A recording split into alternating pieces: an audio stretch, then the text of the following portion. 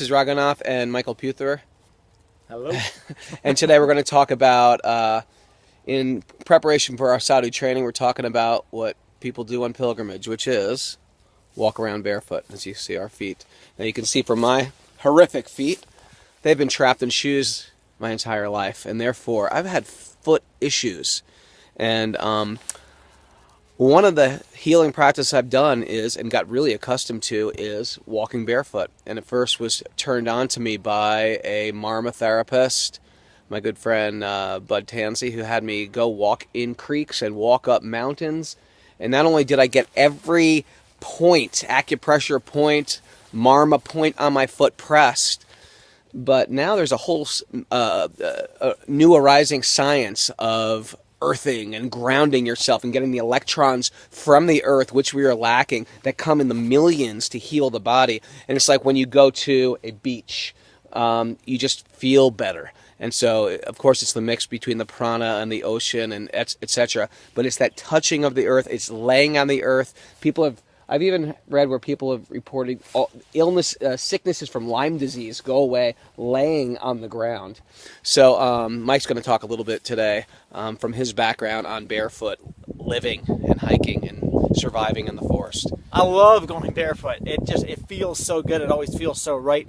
It helps me feel like I'm actually more part of the ecosystem. If I'm stalking animals, there's something about moving barefoot, feeling the land, and I like the way that it allows my posture to change. The way that we tend to walk is we walk with our eyes at a 45-degree angle to the ground, and we sort of lurch forward. And if you ask somebody to stop when they're in mid-stride, they'll take usually about 1 to 2, maybe even 3 steps before they actually are able to stop.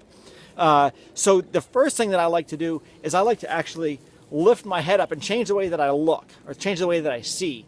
And so I'll start out by putting my hands out directly in front of me, and I'll wiggle my fingers, and I'll slowly spread them, keeping my fingers moving until they're to the side, until I can just barely catch the motion out of the sides of my eyes there, the peripheral vision. By the way, we're not going to be stalking or hunting any animals. We're going to be sneaking around watching animals. Well, there's many reasons to stalk animals. I've got friends that are great trackers and photographers and things like that, so it comes in handy in a ton of different ways.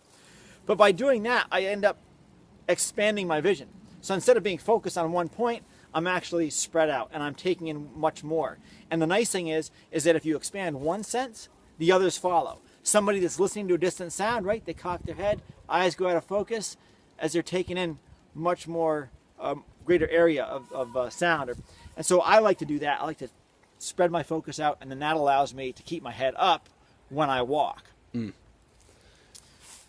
So they're saying that barefoot, or it's becoming very popular, especially with that book about barefoot running, is that the sole, the shoe, the arch has screwed up people's knees, has screwed up people's shins, has screwed up the way we walk. Is this very similar to what you're saying? Well, yeah. I mean, if you think about it, when you support your foot with all these different orthopedics, right? The ankle support, the arch support, what are you doing? You're basically making these shoes take the place of muscle. So muscle used to maintain that. Now it doesn't. So you end up with really weak feet. You go barefoot, you're much more prone to injury. Is this the same as what Native Americans would call fox walking, or? Yeah. So it's ball to heel. It's ball to heel. So when you step, I'll go around this log here. So if I allow myself to look up, I stop being in this lurching fall where I put I'm exaggerating now, but I put my foot forward and I come down on my heel. When I come down on my heel, that sends a shock wave right up through all my joints, through my hip, all the way up into my spine. Sure. So if I slow down a little bit and I pick my head up, then I can be looking out here, and I don't have to worry about balance because all the trees are telling me what's up and what's down. Mm. So then I can put the ball of my foot down, and I can feel it. I can see with the ground. I can see the ground with my foot. Okay, that's a good sturdy place, and then I can slide forward. And then I can do the same thing here. Now, obviously I'm doing it very slowly right now, but I can feel if there's sticks, I can feel if there's twigs, things that are going to make noise, things that are going to hurt my foot, so that I can then move forward in a more controlled, practiced way. And this way, if I'm going to see deer, maybe I'm a bird watcher and I want to see what's happening out there, I can actually see these animals in their natural habitat doing what they do, rather than running away, which is Now, what happens too much. Is it acquired way to walk? Is that also part of the reason? Is it a safer way to walk? Well, sure, it's safer and it's quieter. I mean, you can do this at home. Put your fingers in your ears, and I want you to imagine that you are walking down the street and you're in a rush. You're late for your bagel and coffee or whatever it might be. So you put your fingers in your ears and you're going to take three steps, heel down the way you normally walk. When I walk like that, I end up hearing a thudding in my ears. And so that thudding goes into the ground. Chipmunks are going to hear it. They're going to send out an alarm call, and it's basically sending out a sign to everybody, hey, somebody's coming. If I do the same thing and I do the fox walking... By the way, do animals send out other signs to other animals, warnings to other animals? Oh, sure. This is not some airy-fairy mumbo-jumbo. I mean, I was up there at the camp, and we heard this wave of alarm calls. Blue jays, squirrels, crows, everything. This wave of alarm calls came ripping down the hillside. We couldn't hear anything else. Even the kids who weren't used to being in the woods were like, whoa, what was that? We stopped what we were doing, and we hiked about a mile up and around the bend. A bulldozer had fired up and started plowing over trees. So this was a sign that was so loud that they could hear it. And there's obviously much more subtle ones. The lone chipmunk giving an alarm call. The blue jay telling you that something's amiss or somebody's coming. Is this something on the training you will teach? How to awaken your awareness for these subtle sounds that normally gets...